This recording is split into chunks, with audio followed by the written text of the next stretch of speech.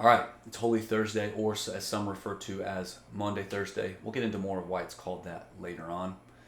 But there are two major scenes that happen on Maunday Thursday. The first one is Jesus celebrating the Passover with his disciples. The second one is, of course, in the Garden of Gethsemane. We're going to unpack a little bit about what happens with both of them. But this is actually a pretty large, a lot happens on this day. In John alone, you have John 13, 14, 15, 16, and 17 all dedicated to Maunday Thursday or Holy Thursday. Within this passage, you have lots of teaching that takes place. Or within this section or on this day, you have lots of teaching that takes place because Jesus, of course, is trying to instill and make sure that there are things that they understand before he leaves this earth. On this day, you have things like, I am the way, the truth, and the life. No one comes to the Father except through me. You have the no slave is greater than his master. You have the ask and you shall receive teaching. You have they will know the Father through your unity. And then you have him announcing his actual death and even a ton of teaching on the coming of the Holy Spirit.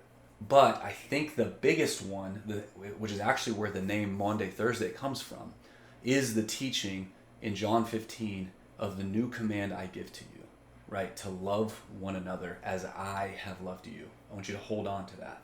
And so as the day begins, as Holy Thursday begins, you have Jesus washing the feet of his disciples. Typically, when you would enter a house, you would have somebody, either a slave with washing your feet, or you would have stuff set up for you to wash your own feet as you entered the house. But in this situation, you had Jesus. Now, one author put it this way, and I thought it was really good. This was probably shocking to them, but it was also probably embarrassing to them. As D.A. Carson puts it, there's no other place in ancient history that we have a superior washing the feet of those below him. It just doesn't happen. And so here you have Jesus obviously teaching the disciples something. This was, of course, an image of what Jesus was here to do. In fact, he comes out and says that straight up, right? That the Son of Man came to serve, not to be served. And offer his life as a ransom for many. We also see that this is an image of what Jesus is ultimately here to do. That this isn't just about feet, but this is about lives. Philippians 2 says it really well when he says, Philippians 2, 6 through 8 says, who being in the very nature God did not consider equality with God something to be used to his own advantage. Rather, he made himself nothing by taking the very nature of a servant. Being made in human likeness and being found in the appearance of man, he humbled himself, becoming obedient to death, even death on a cross. And so here you have Jesus not just cleaning feet, but showing how he's ultimately going to clean hearts, right? That he's not just going to take the grime and the nastiness and the ugliness of what's physically here, but he's also going to clean the souls of them. Jesus goes on to talk about Judas's betrayal in the institution of the Lord's Supper around the Passover meal. After this, we get Jesus' farewell discourse in 14 through 17, and that's where we get the name Maunday Thursday from. In 15, 12 through 14, he says, my command is this, love each other as I have loved you. Greater love has no one than this, that he lay down his life for one's friends. You are my friends if you do what I command. Not just to love one another, but to love one another as I have loved you. That's an important distinction of this teaching. Because the truth is, they didn't know Friday was coming. And when Friday comes, they're going to have a whole new understanding of this teaching. I almost think of a Rolodex of memories that come back to them when the crucifixion happens. And I think this is obviously going to be in that Rolodex, or flipping through those memories. After this, the scene switches to the garden where Jesus is praying and sweating blood. The stress of what was coming was thick and heavy on Jesus at that point, so much so that he was physically sweating blood.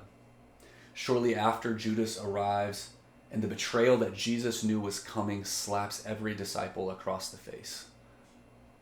And of course, he kisses Jesus as he hands him over to the guards. But I want to land the plane and kind of focus on that command that Jesus gave us, that we are to love as Jesus loved. Now, it's easy to hear me say that and let it go in ear and one out the other, because ultimately we hear pastors and ministers and teachers of the word talk about this all the time. But let's be real. Jesus spent some of the last moments on earth that he had teaching the 12 disciples, making sure that they knew not just here, but in here, what it meant to follow him. And that was that they were going to love one another as I have loved you. It's easy to become callous to the idea of love. But it's also easy to misunderstand what he's saying here. I really like how one author put it. And he said this: Jesus isn't saying, I did this for you so that you should muster up that much love.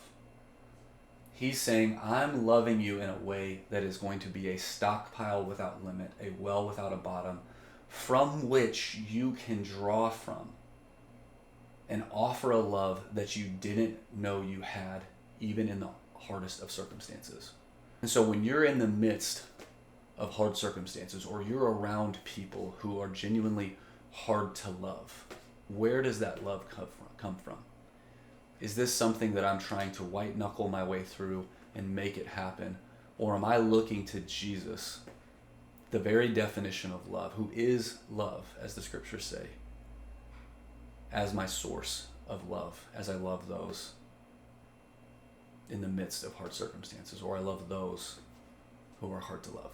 Man, I hope you have a great Holy Thursday, a Maunday Thursday, and I ask that you think through your source of love, your attitude towards love, as we enter into Good Friday. Have a great day.